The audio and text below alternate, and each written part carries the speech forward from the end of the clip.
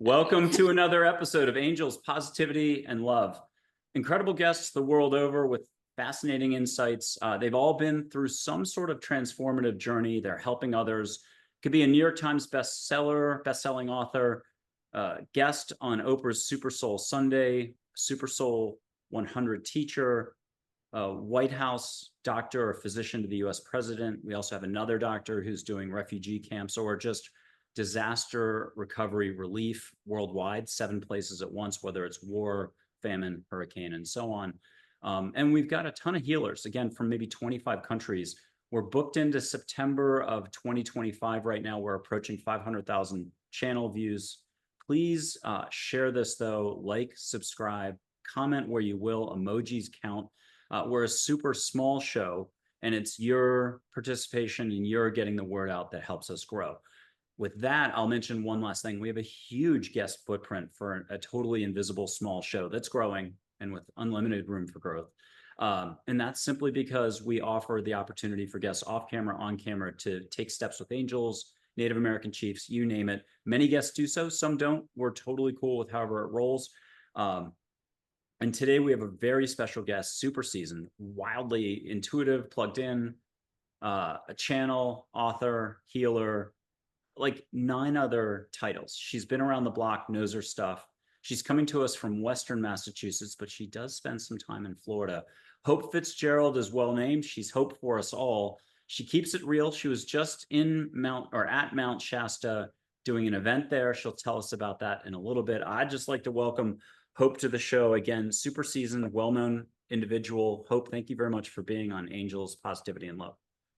Oh, thank you. I'm really excited to be talking with you and your beautiful audience today. Okay, tell us just big picture, what is it that you do for people today? And then if you wouldn't mind explaining how it's evolved over time, and was there a time you were running from your intuitive skills in your teens or early 20s and you tried to look the other way and go all serious and corporate? Oh boy, yep, sure, yes.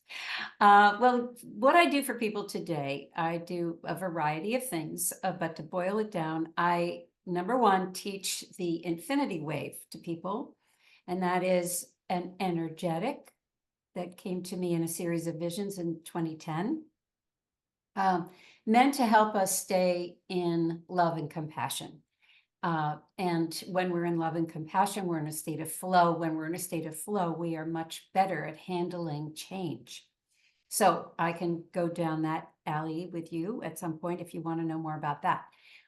Another thing that I do for people is I dowse for them. But when I dowse, it opens up my channel.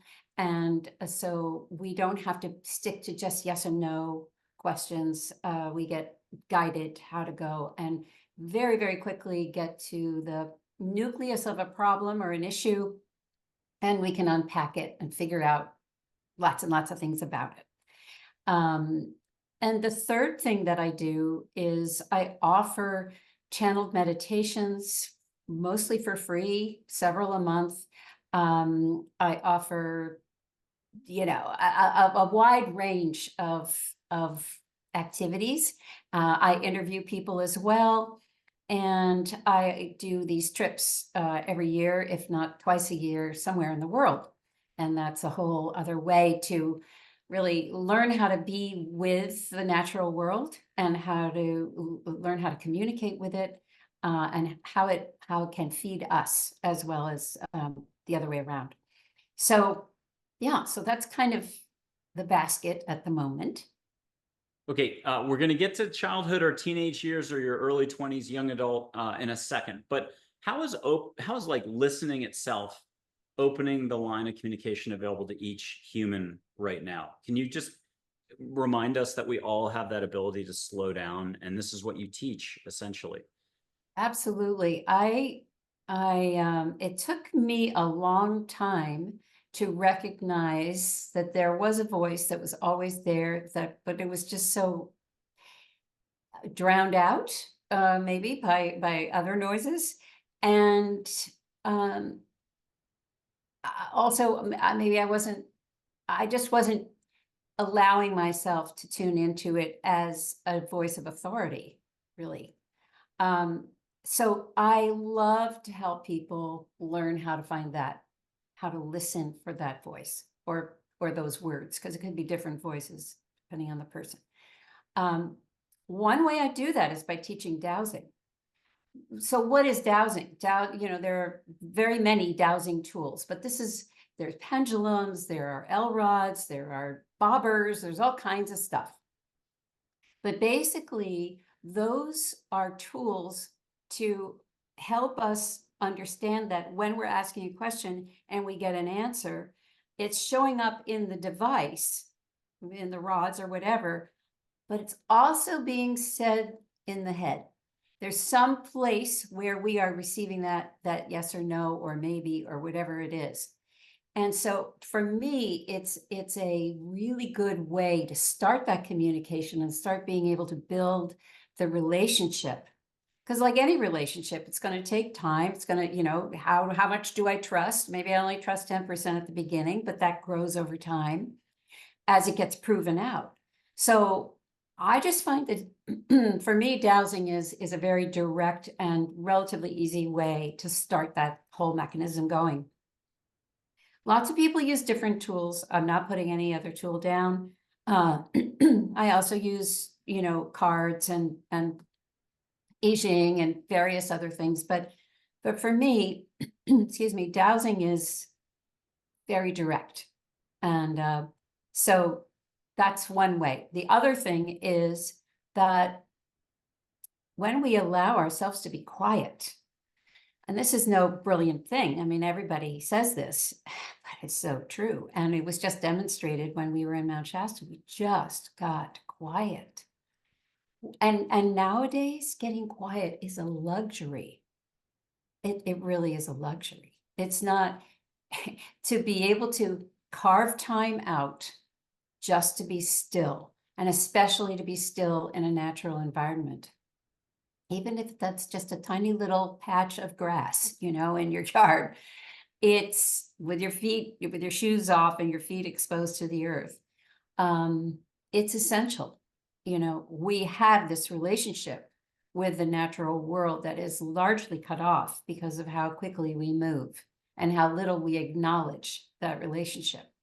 The more we acknowledge it, the more we are saying hello and thank you and admiring and this and that and the everything, all these things that are around us in the natural world, the more that relationship can grow. And they talk to each other. Like, the trees talk to one. Oh, there she goes again, on her daily walk. Oh, here she comes. She's coming down the road. Like there is a mechanism where this is all communicated. So if you skip one day, it's okay. Your presence is acknowledged and understood. I'm a runner now in my 42nd year since I was 14. Thanks to crew at Andover, learned how to run. And so I get reminded to talk to trees as I'm going along, or to ask we have in North San Antonio 9 or 10 or 12% incline hills, so pretty steep. And I get reminded to ask even the hill for a little assist. With that, I wanted to go to Mount Shasta. You had a special moment there. You were either emceeing or leading. We'll call it a stillness session. Why not? Everyone went still, quiet. Can you describe the flavor of Mount Shasta that day and what that was like? Because I still think no two being still groups are quite the same. What was the flavor like with everyone participating recently? Well, we were called to Mount Shasta last year to come this year for the Lionsgate. And that's because this year, 2024, adds up to an 8. So August 8th, 2024 is a 888. And because the infinity wave, I'm just going to show a picture of it, if that's okay, is very much an 8. It can go this way too. But that's how it appeared to me in its vision form. I am partial to 8s. And so anyway, we were called to go there. I didn't know why exactly until I started channeling about it last winter. And the messages that I got were that very emphatically was that it had to do with freedom. Now, freedom has multiple layers, right? And so I waited for more information about what that was. And as we got closer and closer, it got more and more specific. And I was told that our group should be at a specific spot on Mount Shasta at 12 noon Pacific on the 8th. And that is when a transmission would come through on this topic of freedom. And that, we should assemble ourselves there. So we did a preparation meditation beforehand by the headwaters of the Sacramento River. And then we went up and took our assigned spot in this beautiful area called the Temple of Love. And immediately, I started to get set up. I had been told that we would be setting up some kind of a portal, opening a portal. And there are portals there on the mountain already. So it's not like that was totally unique, but it was unique to our purpose. And so indeed, there was a conical shape that became obvious to me over the group. And then the transmission started. And all of that is on my website now, but it was absolutely beautiful. And it was usually, because I channel a wide variety of folks, it's kind of like a revolving door. Sometimes they get together and it's a group channel, but it comes obviously just through my mouth, but I know that there are a whole bunch of folks behind me. And so they spoke to this film that is around the planet. They called it a film, for lack of a better word, but thicker. And that it had been basically holding us tamped down, from where our real capabilities are to join the galactic family, and that it needed to be cut. And so this magnificent sword appeared, this huge sword appeared in my consciousness, and they were speaking it as it was appearing. And then as a group, we sent it straight up, and it started to tear this film. And like a nylon, just slowly opening like this. So after that,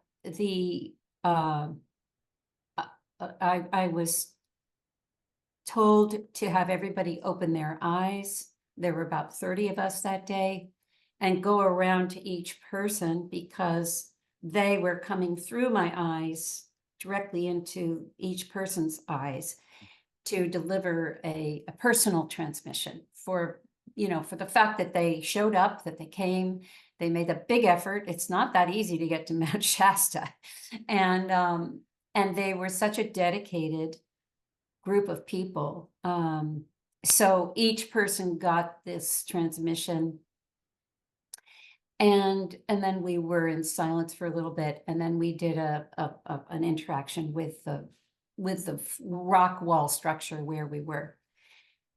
So I would say I've been in groups before, and I've taken groups around the world, and I have been so blessed because I can say unequivocally that every time somebody opts to come along, they are, whether they're new to this kind of thing or very practiced, they're so willing, Sometimes it takes a day to kind of lean in, because a lot of these people have never met me except seen me online or gotten something that I've written. So it might take a day, but man, oh man, after that day, we are like this. And so I'm just really grateful and blessed by the quality of the people that have joined me in the past, and definitely those who joined me at Mount Shasta. What a beautiful group of people. Just incredible. And can So that is, that's our little unique tribe, and I don't know how else to describe that. uh, let's go to the biggest picture. This isn't one of those eternal questions, but is love the fabric of the universe? Can you describe, there's human thinking, there's a lot of resistance, judging, reacting, fear. I'm shocked there's gambling going on in the big Casablanca casino. What are you going to do about it? But there's something called awareness or unconditional love or no limits, possibility, hope, faith, the rest. Can you just paint the picture for us of how big the cosmos is, how we're ready for a little less rat race, spinning, thinking, the rest, and a little more compassion, kindness, love? Well, geez, I'll do my best in answering that question. Here's the thing. I throughout my life, and you asked the very first question you asked, I will just quickly, touch on, because really throughout my life, I've been a seeker type person. And I grew up in a time when that was very frowned upon. I asked my mom when I was in elementary school to please take me to all the different churches and synagogues, houses of worship that there were in the town, because I was obviously trying to find something, trying to find some home. And so, we went to all the different ones, and I'm like, geez, I still don't feel, it's not quite it, I wasn't really looking in the forest, I was looking in a house of worship. But I started reading the Bible, even though nobody in my family did that. I was reading it when I was 9. I was like trying to figure out all the language and what on these stories and all this stuff. So clearly I came in with a great deal of curiosity. And fortunately, I had a mom who was incredible. She was an open-minded person. She was an early Aries, and she just, man, she went right into things. And she opened up my windows a lot. And when I was in high school, she said, you have to learn how to meditate. And we were not living in a town where people meditated, but she got me into a TM class, and I started meditating, and I really started noticing the difference in my behavior, where I probably sparked a little too quickly. And then I found I had a couple of gears, like I didn't have to go straight to sparky person. I could, just get a little calmer about all these things and have jurisdiction about my reactions. So I thought, oh, well, that's pretty cool. So I kept doing it. And then she met a bunch of healer and wonderful people and started having classes that they gave in our house. So I would go to these weekend classes, and we lived in a very conservative, area, and these hippie vans would pull up, spray painted VW buses and stuff like that, and people would be meditating on the lawn. And this was not at all. Where was this? The town where the transcendental meditation took place, the classes in the house. Which town was this? Is it New England? I'd rather not say. Just which part of New England? Northwest of It Massachusetts? was in Connecticut. Connecticut. There we go. Good enough. Connecticut's a small state. Yeah. So, this was not your usual fare, and I'm sure raised quite a few eyebrows. So we knew at that time that we were sort of operating, under the wire. And then I was so fortunate to go to the community in Scotland called Findhorn. Yes. And that's when, and I was 21 at the time, and I usually say that's when, the cork popped out, and I had, that was my first big experience of another reality and a way to work with reality in manifesting, just understanding things from a whole different level. I studied Teilhard de Chardin. That's what they taught there, his theory of evolution, which came in very handy later on when the infinity wave came in.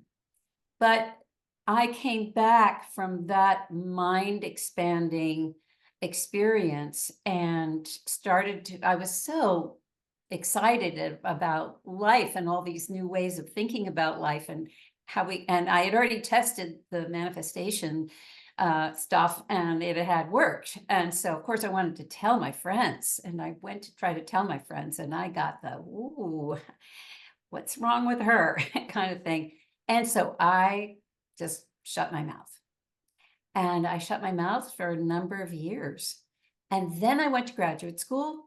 And one winter night in the Chicago area, I insisted that my boyfriend at the time and I go to see this film that was about half an hour away. Well, you don't really want to drive half an hour on a February night in Chicago. You know, it's just not fun. It's cold, it's this and that and the other thing. But we did. I insisted that we go, and I didn't even know why.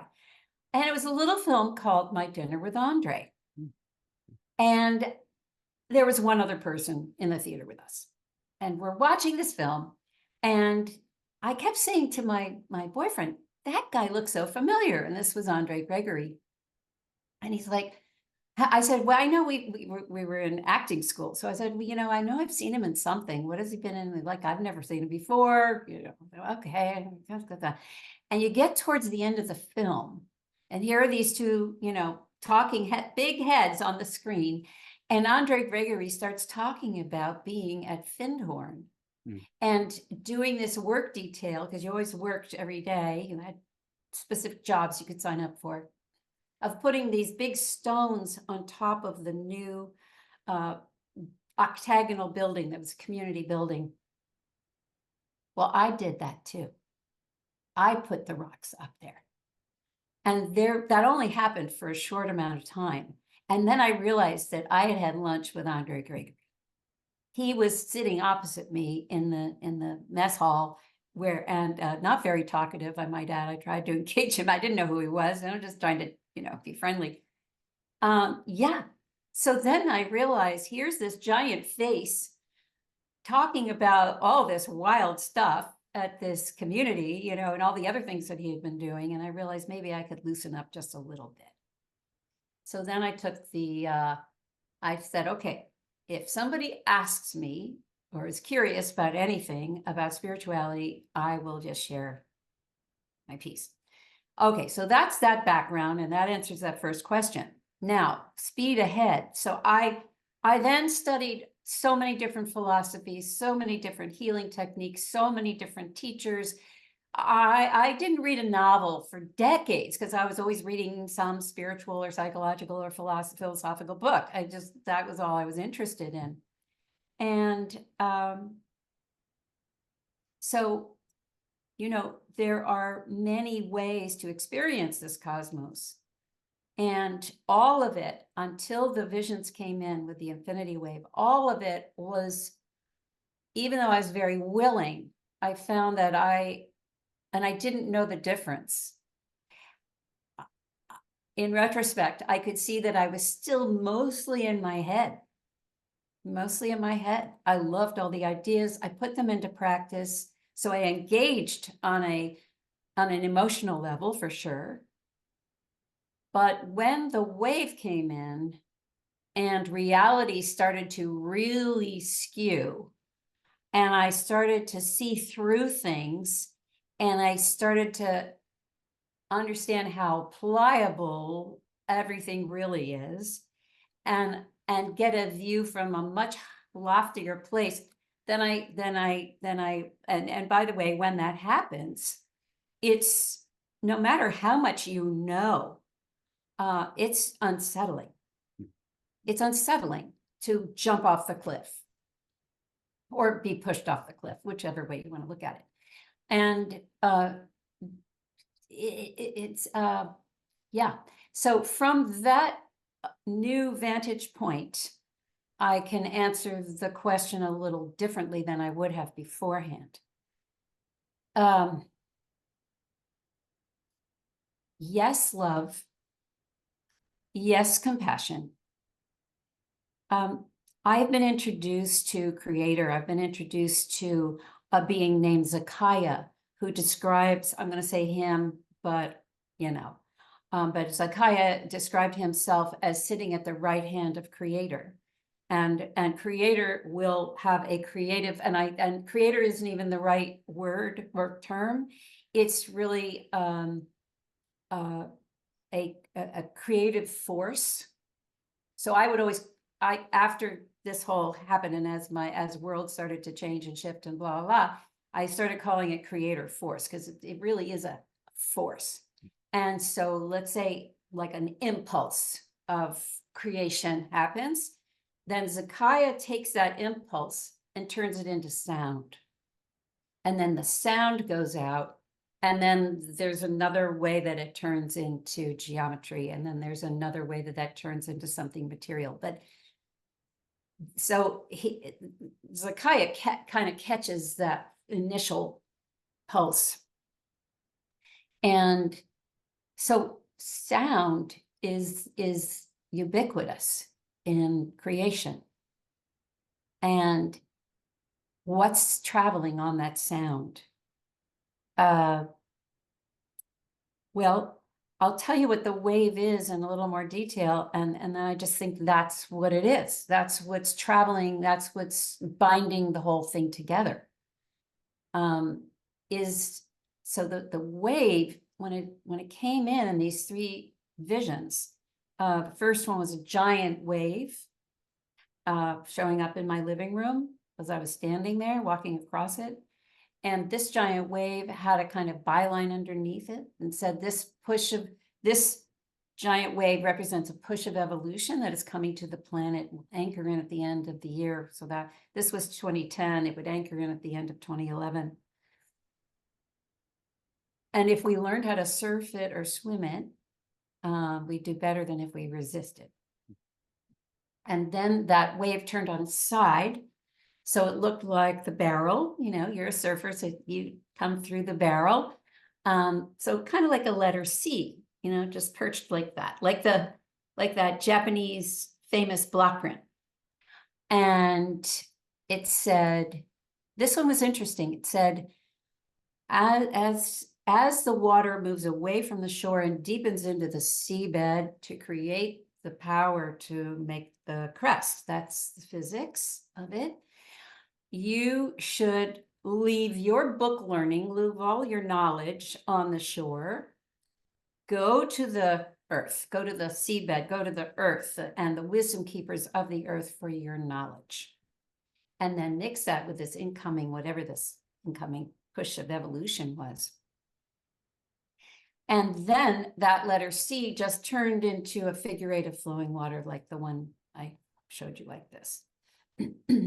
And it just hung out like this in front of my head for a couple of days till I sat down with my dowsing rods, a little annoyed at this thing with no description, and started a course of inquiry. What are you? What do I need to do? Do you have a name? Do you have any purpose? Blah, blah, blah, kind of thing. And eventually, yes, I kind of pieced it all together that we could call it the infinity wave. That it's a very pristine, very high level of love and compassion. And this shape and the water are purposeful. The shape, first of all, the infinity sign is, and remember that it's not a literal 8 because it doesn't touch in the middle. The planes go like this, so it will endlessly flow. That's why it's infinite, right?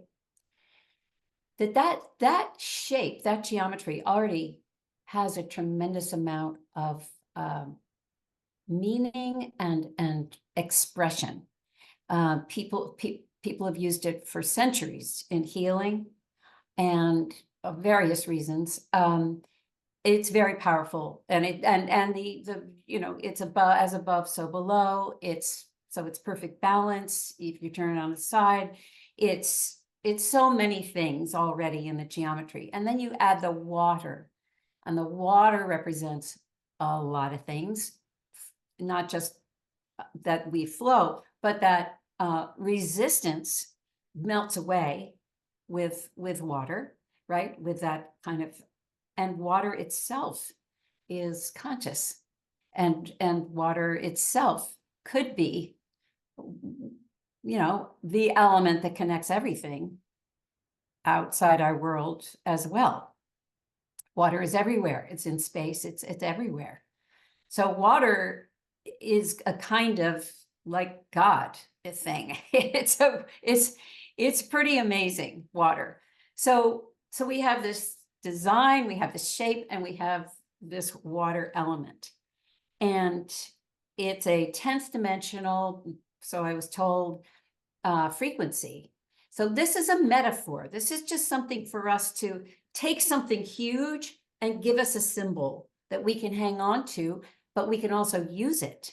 So we can put the wave between your heart and my heart and imagine this figure 8 of flowing water just between us. And you will, many people feel it, and they'll start to feel tugged, or they'll start to feel softening or something going on in their heart center. It's so easy to use, and there are 1,000,001 uses. So I'm going to skip now back to Mount Shasta because we were using the wave as a way to connect down into the magic of Mount Shasta, the power of Mount Shasta, the incredible, it's like a trampoline in terms of your energy, right? So we were using the wave to deepen us into that in order to do this, right? You kind of have to have your anchor. And we had been told, one of the transmissions before we got to the mountain was that this freedom that was being created was also going to aid us in our communication with our galactic brothers and sisters.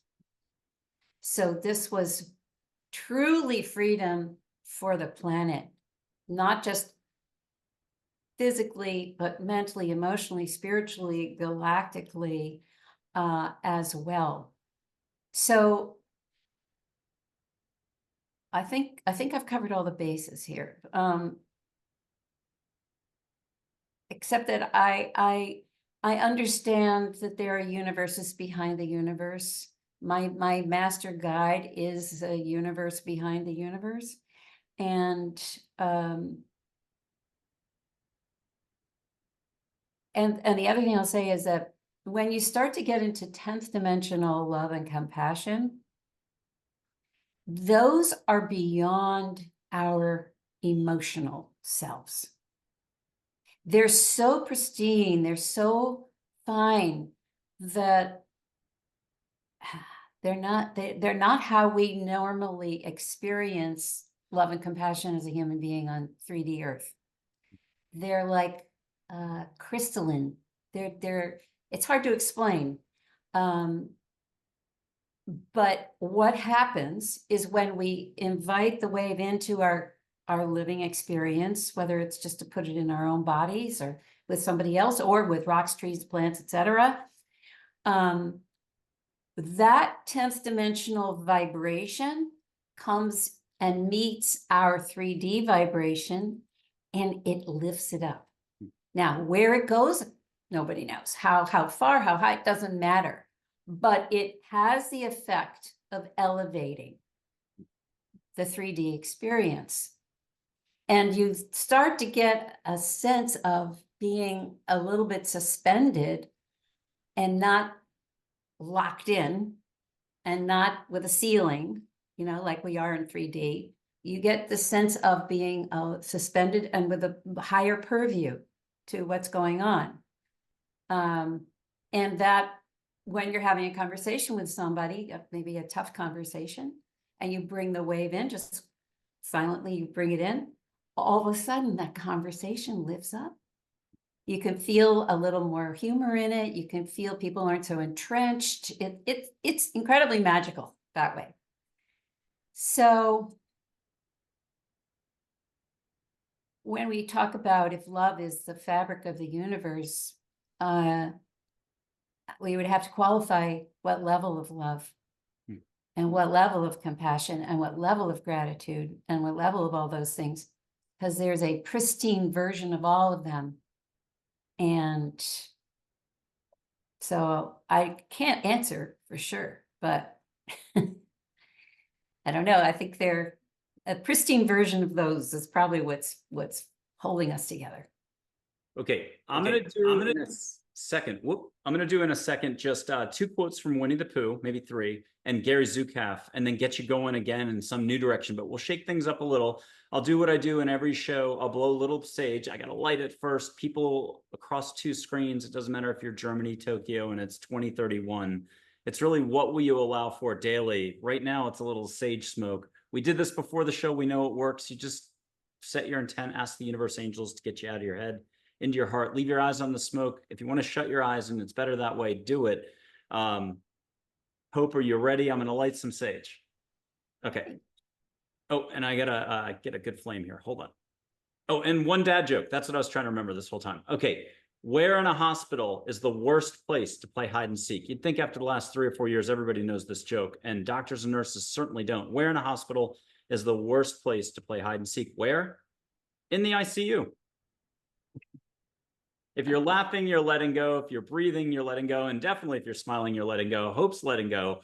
Hope's in Massachusetts right now, and I'm in Texas. I used to be a New Englander, mid-Atlantic. I was not trapped, but close to trapped in New York City for 18 years.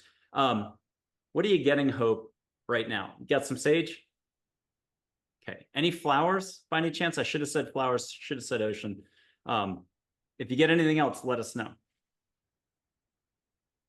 Okay, I'm snubbing this out. Otherwise, it'll look like my computer's on fire later. Hold on. And then now 2 Winnie the Pooh quotes. Now that's going to sound the way it sounds, but I think he's pretty deep and actually keeps it real. Maybe 3. And then Gary Zukav, though. We love Gary. And so with that, hopefully we've just added some water to those toy rockets that then launch up. If you pump it the right way, you get enough water in those rockets, we're going to get you going on the next phase of what you're talking about, because you're on a real roll, on a stride here. But this is pertaining to how big the universe is. We're not alone. If we would just do more listening, and when we're outbounding, if we want to like allow for the feedback, we can get anything. But that's what I'm hoping you'll take these quotes and run with. So here's Winnie the Pooh. Some people talk to animals. Not many listen, though. That's the problem. And I'll add, that's everybody's opportunity. And it could be trees. Okay. Piglet asks Winnie the Pooh, how do you spell love? And Winnie the Pooh's like, you don't spell it, you feel it. And also, we'll do the weed one. Weeds are flowers too, once you get to know them. And I like that one. Okay, last one from Gary Zukav. Got to find it here. You change the way that you shape the light, which is flowing through you, maybe the infinity wave, by changing your consciousness or slipping into a broader awareness. Okay, what do you want to roll with from all that? It doesn't have to be about the quotes, but I know you've got immediate, like, you can go.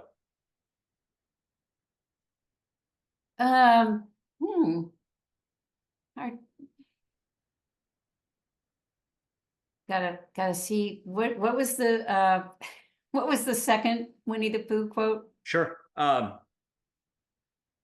Piglet asked Winnie the Pooh, how do you spell love? And Winnie the Pooh said, you don't spell it, you feel it. Right.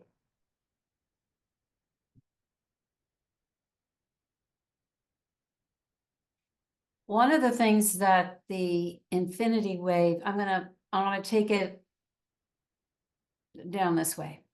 One of the things that the infinity wave was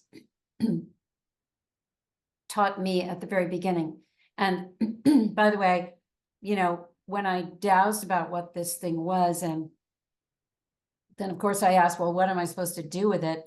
And they said, you need to create workshops. And by the way, I was not channeling at the time. I didn't really trust channeling. And so I would get these answers through various means, maybe using a divine message board or some other way. Or I just asked a lot of questions.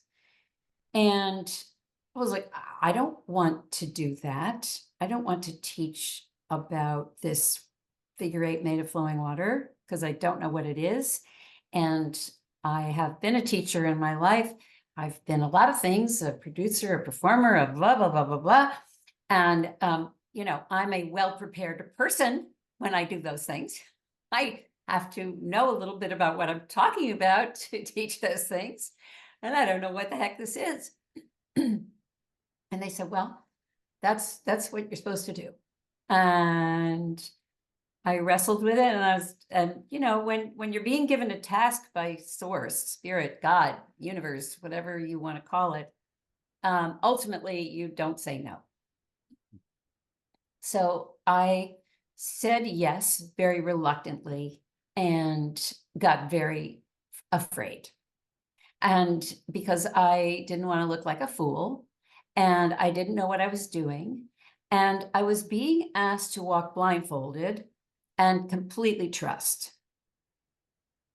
So next thing I knew, I sat down with my dowsing rods and my dear friend, and I thought, well, maybe something will come through with when I'm dowsing. I can ask some questions and figure out what this is and how to teach about it. I don't know. And what happened was all these deep, slow voices came out of my mouth, and entire practices would just blop out, and, you know, taking me completely by surprise. And then I assembled 3 of them, and then I had a weekend workshop. And because they had said that this is about a push of evolution, then I thought, well, evolution. And in those days, nobody was talking about evolution in 2010. Let me tell you, I looked it up, and and I realized, you know, this isn't about just evolution that's happening slowly in the background. This is about being aware that we're evolving. And so I said, well, it's really conscious evolution. Well, nowadays you can Google conscious evolution and lots of things would come up. Nothing came up except for Barbara Marx Hubbard had a mention of it in one class at one time, and that popped up, but that was it. Also, I looked for the infinity sign everywhere. It was nowhere to be found. Now it is ubiquitous. So you know, I thought, well, let's talk about evolution then. What would conscious evolution be? Would be that we somehow have choice around how we evolve, and that we are evolving, and we're evolving more quickly. And so these practices came through. And so I went to Findhorn, and I went back to, you know, decades to my old teachings from that I learned there from Teilhard de Chardin, who, by the way, is the one that came up with the line, you are not a soul having a human experience, not the other way around, right? You're not a human being having a, whatever it is. Anyway, he's the one who came up with that. So and at the time I was working with sound bowls. I had a whole set of them, and I would douse for which bowl wanted to play while I just read the channeled material that came through. And it just evolved into this amazing program. But I didn't really know what I was doing. And I pulled in science because I followed science as well. And I love where science and spirituality meet. So anyway, that's how this all got started. And one of the first things is experiencing infinite love and compassion for ourselves. Now, I had learned love thyself. How many teachers taught that? All the big teachers have taught that, love thyself. It wasn't until there was this device with the compassion baked in that I experienced love and compassion for myself at a level that really made a difference. We don't most of us don't have chambers in our hearts for receiving compassion and for receiving love, at least to the degree that we are meant to. And this was the number one, this was stop number one with the wave. So when Piglet and Pooh are having that conversation, it brought me to this place of learning to accept infinite compassion for our existence and for our choices to even come here, and for the challenge that life is, because we know we learn, unfortunately, we learn best through pain and hardship. That's how it works. And we knew that coming in. And so we said, yes, I want to evolve my soul so much that I am not just willing to go through the hardship, I am eager and ready. Now, when we remember that about ourselves, and when we remember that our soul made a conscious decision to evolve through pain and suffering, hardship, challenge, blah, blah, blah, blah, blah, fill in the blank, you know, it reframes everything. And when we can accept, at the same time that we accept that decision that we made, we can also accept the compassion for how hard it is. That's a yes and. That's a non-dual place to be in. And the wave is all about getting us out of duality, the yes or no, right or wrong. Once we get pop up and out of duality, now we have many more options and many more things we can hold simultaneously. So yes, we made that decision, and wow, it's not easy. So accepting that compassion from an infinite source, so it's never ending, wow, that really is impactful. And then at the same time, accepting love that is infinite. Love for how we love in spite of it all. Love for how we keep showing up in the world. You know, caring, giving, loving ourselves in spite of all our imperfections. Being willing to love in spite of imperfection, starting with number one. You know, so yes, that's the first way to start working with the wave and with oneself, no matter where one is in life. So that would be my answer to that beautiful quote. I was watching a marathon once, and the announcers, it could have been an Olympic, like women's trial or something for the marathon 10K, but one of the announcers said something and I just stopped and I'm like, oh my God, I got to remember this, ran and got pen and paper. Here it is. I think it relates to what you just said. Experience is what you get when you don't get what you want. And that would be planet Earth quite a bit. You don't have to answer this one, but you probably have a way to at least tiptoe or just share because you're open about it. Have you had a sneak peek on the whole past lives, or we could call it concurrent lives thing, or more galactic origins or anything else? Would you want to share that at all, or switch to just how humans may not be the only casino on the Vegas Strip, that it's one big galactic community? And again, I love Casablanca. I love that head of the gendarme, chief of police, when he walks in, Humphrey Bogart movie, black and white from the 1940s. And he goes, I'm shocked to see there's gambling going on in this casino. I always describe gambling. Yeah, as our thinking, or it's our love. It could be either. And then the guy comes up, the waiter, and says, sir, your winnings, a whole wad of cash in an envelope. And he goes like this, and then he pretends he didn't get it and says, arrest the usual suspects. And that's sort of mankind's history with our patterns of everything. And then there's love. What do you want to talk about here? Galactic community, your past background, you might have been tipped off. Little piece of paper slid under your door at that hotel one time in the middle of Bali. It said, hey, you've got this background, you had a dream about it, you actually sat with some figures, it was open-eyed, and you got to chat about it. But as quickly as it comes, oftentimes we have to dismiss it. We don't want to get distracted from following our path. What do you want to share with us on any front about how big this all is? Wow, your questions are not small. Yeah, but you do have door A, B, C, D. If we're using angels ever like a dowsing rod, I could hold them up and you can get a little assistance. But maybe if you're kind enough and wish to come back, and it'll air in September of 2025, maybe we can go in some more even crazier fun directions, but it'll all be up to you. What do you want to share with us on this? Did you have a lucid dream sometime, cosmic travel, and it wasn't a lucid dream? Have you been out and about one way or the other? So how about that?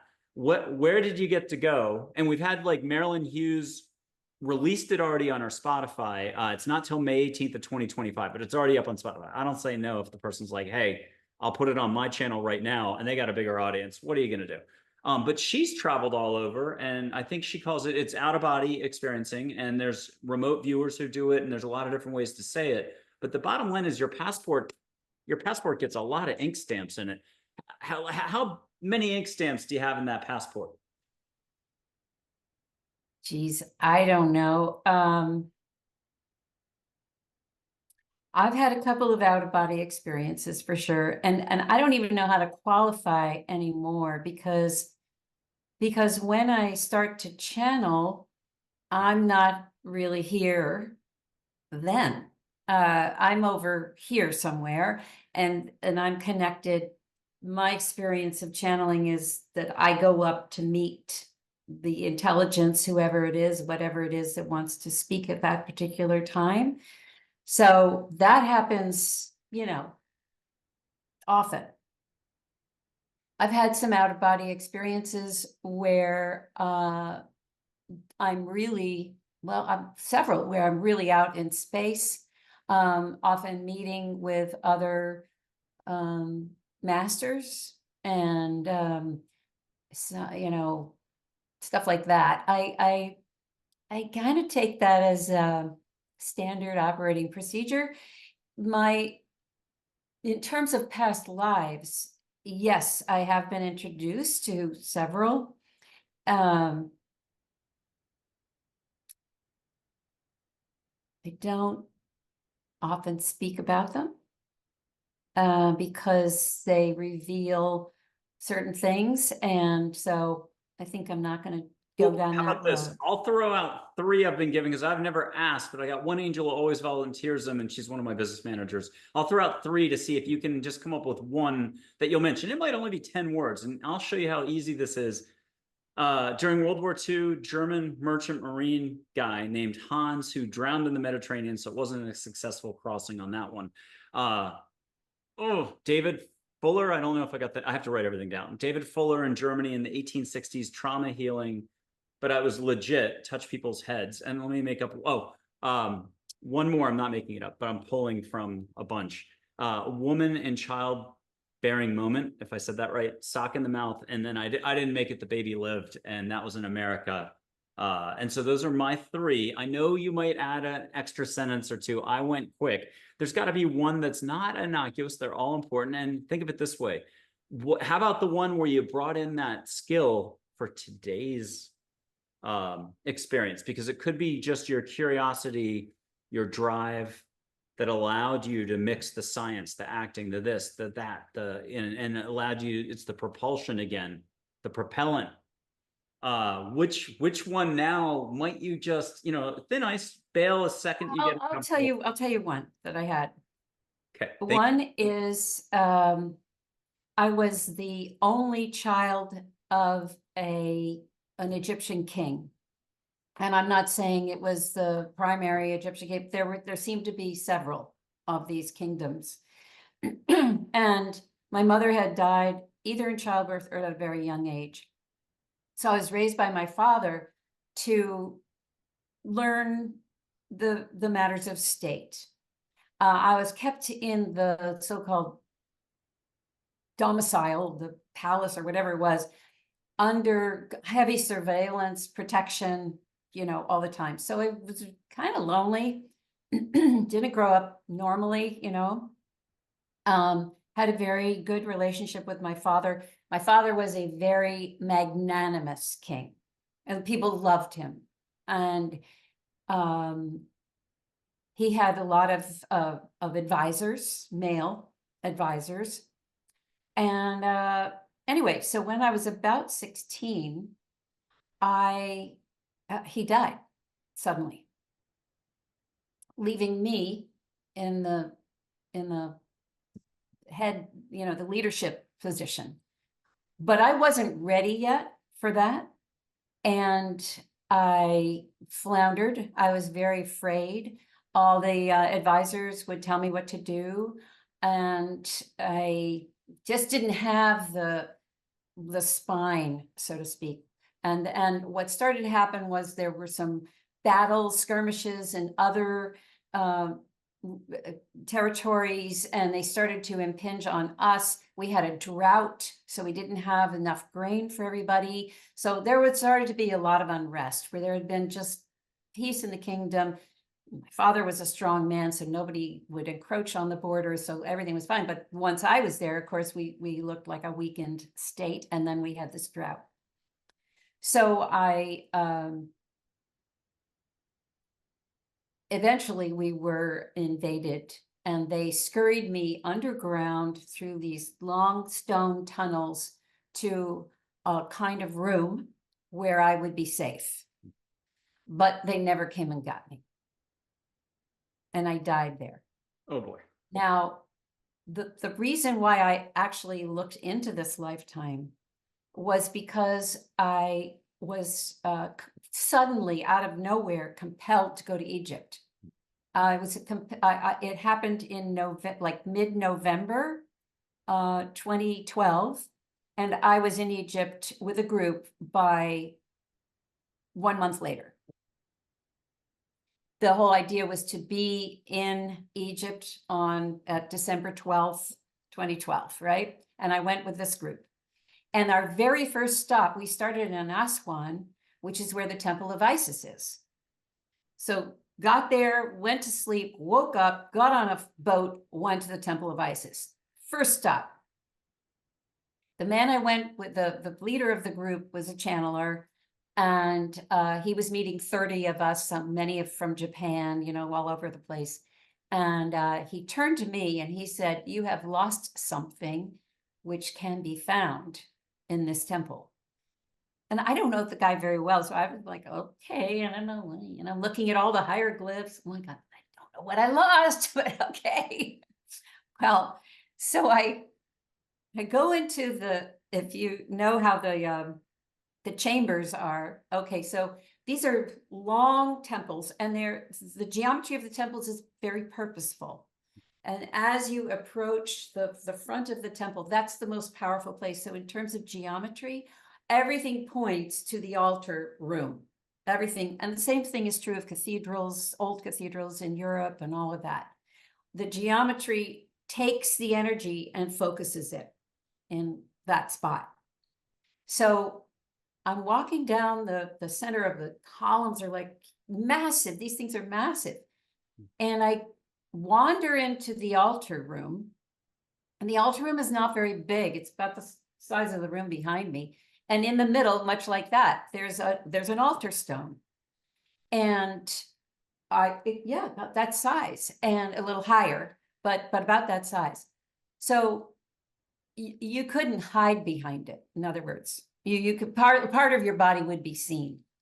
The reason I mentioned that is because when I went into that altar room, and by the way, there are guards everywhere, shooing you along. This was right after the spring uprising, and they had changed their government, and now they didn't want anybody, spending time meditating, making sound, or doing any of those things that would normally have been done in the temples. So there were guards, move along, move along, move along. Well, I go into the altar room.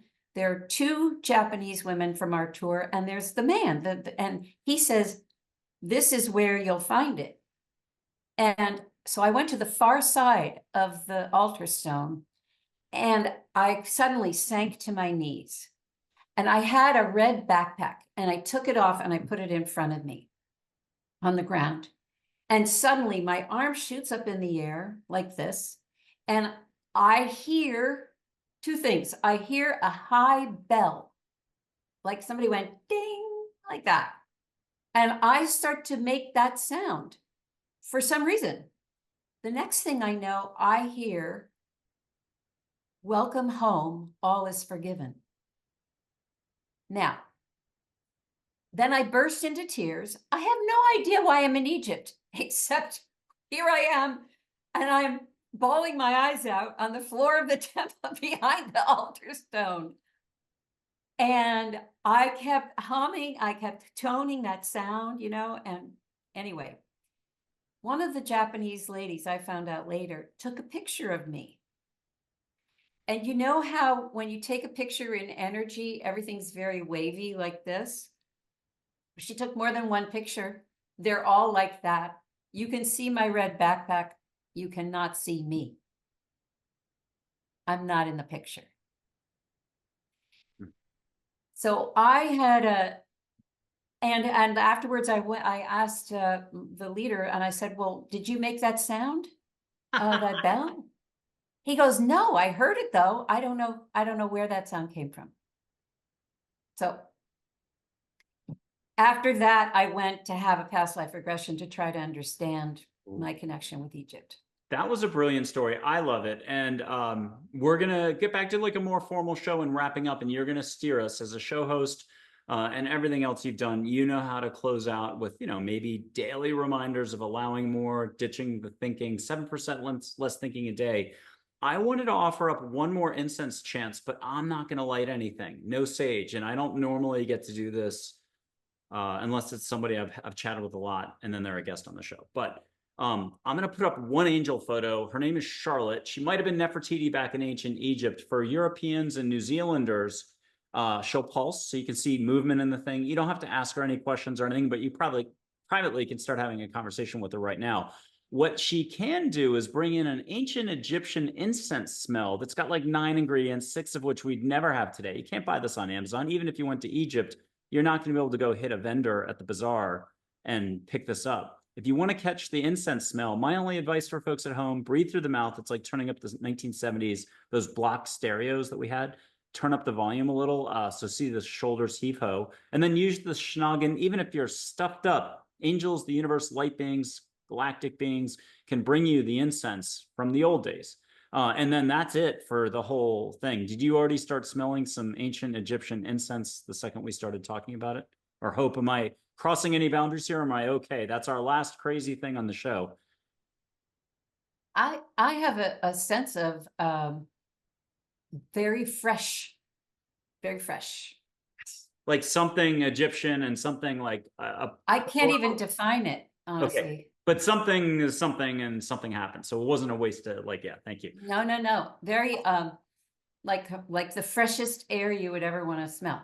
Ooh, you're giving me, I'm fried up and down my back. That is good enough. I'm going to read a quote, but this is just going to help propel you for the wrapping it up thing. And you're going to be welcomed back every 6 months if you want to come back on the show. But we're a tiny show, but we'll be growing. By the time you come back in 6 months, I got folks with big audience lists. They're going to distribute this. I'm always like this for 13 years.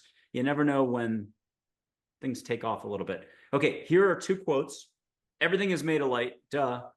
And then also, there are no ordinary moments. Every task, interaction, and decision is infused with sacred potential, waiting to be revealed. That's if you're paying attention, want to slow down out of thinking. 7% less thinking is what I was trying to say. 7% less thinking a day is what she said is the Olympic gold medal for us all. I'll flip that pancake and just remind us all as my closeout. I'll still say something after you're done. That just means 7% more heart, more allowing, more possibility, more humor, more uplifting yourself and others. Okay, Hope, what's your closeout here? Your final reminder for us all, or a bunch of reminders. What's this all about? What journey are we on? What are we supposed to figure out? Who does the figuring again? I think it's interesting if we say 7% less thinking, I would say 7% more stillness. Ooh. And however that shows up, or how you allow it. It's really about allowing, because and realizing that it is, I was saying before we started that silence and quiet is a luxury now. We live in such a noisy world, energetically and audibly, and the quiet is an elixir for the soul. It's a chance to connect within, and it's a chance to connect with whatever is around us. So I would say that. I have a Native American quote for you that is right up that alleyway. In American society, we think something's happening when there's talking. In Native American tribes, something is happening when there's stillness. Yeah. I'm on that track. I like that. Mm. You know, one thing I would say, be still, be quiet, and in conversation with people, ask more questions. Ask more questions. People are so, and I like doing these interviews, but I also don't love talking about myself. I'm only doing it because I need to share the wave. And I want to encourage people to be on a path of evolution, spiritual evolution, you know, that's why I do it. But honestly, I spend most of my time with my mouth closed, unless I'm asking a question. So anyway. We're going to close it up in just a second. One last reminder for everybody. This is the easiest thing in the planet from an angel or angels. Sometimes the person next to you or a stranger just needs validation via love and compassion. A smile changes any moment. So too does laughter or a few kind words. Be compassionate to all. Do it. And with that, Hope Fitzgerald, thank you so much for being on Angels, Positivity, and Love. You're a bright light for us all. You're very brave for doing the inner fearless, peaceful warrior journey stuff. It ain't over, and you're having even more fun ahead. Thank you for being on the show. Thank you so much. This has really been fun. And I'm going to do the big wave sharing too. Hey.